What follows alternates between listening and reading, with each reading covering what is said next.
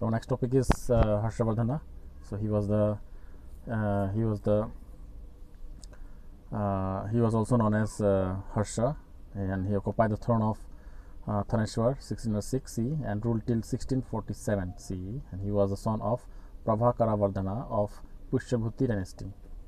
So Harsha ruled from Kanauj in Uttar Pradesh, and historians reconstruct Harsha region based on account led by Banabhatta, and he was the court poet of his kingdom, and he wrote the book Harsha Charitra. So during that time, the Harsha region marks the transit from ancient to medieval times. Harsha governed his empire in the same lines as the Imperial Guptas, but his administration had become feudal and decentralized. So Harsha's army was longer than the Imperial Guptas and the Mauryans. He could mobilize a large army with the aid of his feudatories.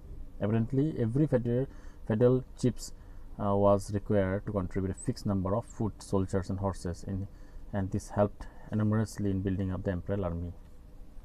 So Harsha, he became the powerful king in northern India, and with Kanauj as his capital. He established a friendly relationship with the rulers of Assam and Malabhai, and his kingdom include presently Uttar Pradesh, Bihar, Bengal, Orissa, and East Punjab also. He had full control both on eastern and western part of his empire, and the main source of information about Harsha come from the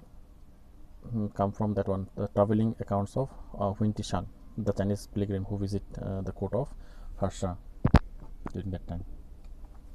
Let's see the visit of Huin Tishan. So during the reign of Harsha, only the Huin Tishan visit here.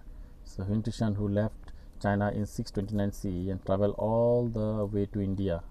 He stayed in India for a long time and he returned to China 645 CE. He had come to study at the Buddhist University Nalanda, which was a flourishing center of learning under the Buddhist scholar Shiva Bhadra. He spent many years in Harsha's court and traveled widely across the country. Under his influence, Harsha became a staunch supporter of Buddhism. So according to him, even the ministers and high officials of the states were given land grants in lieu of money. So in case of money, they used to give the land. So Huin Tishan observed that the people during the reign of Harsha were happy and contented. They lived a simple and honest life. The food were very simple and wholesome, so they abstained from onion and garlic. So the dress also were very simple and unstitched. Who do not hear of people wearing footwear. Now let's see the Pallavas. So Pallavas in the southern India during the early 4th century and late 9th century CE, a line of rulers emerged as indigenous subordinates of Satavahanas in the Deccan. They moved into Andhra and then in Kanchipuram, where they became the rulers. They were the Pallavas, who dominated northern part of Tamil region from 600 years. The first group of Pallavas finds mention in the Prakrit record. And there the great ruler among the Pallavas were the Mahendravarman and Narasimhavarman. These two persons were the great rulers. So Kanchipuram were the capital of the Pallavas kings. Mahendravarman, he was the great warrior and poet, and dramatist and musician, and he was succeeded by his son Narasimhavarman, who defeated the Chalukya's king Pulakesin II, and he also led a successful expedition from Sri Lanka after the death of Narasimhavarman I.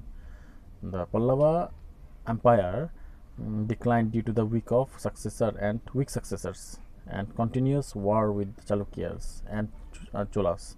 So the Pallavas were finally defeated by the Cholas in 1890. So they got defeated in 1890. So next we'll see Chalukyas. So the Western Chalukyas ruled as emperor in the Deccan from 543 CE to 757 CE, and again from about 975 CE to about 1189 CE, and their capital was Vatapi.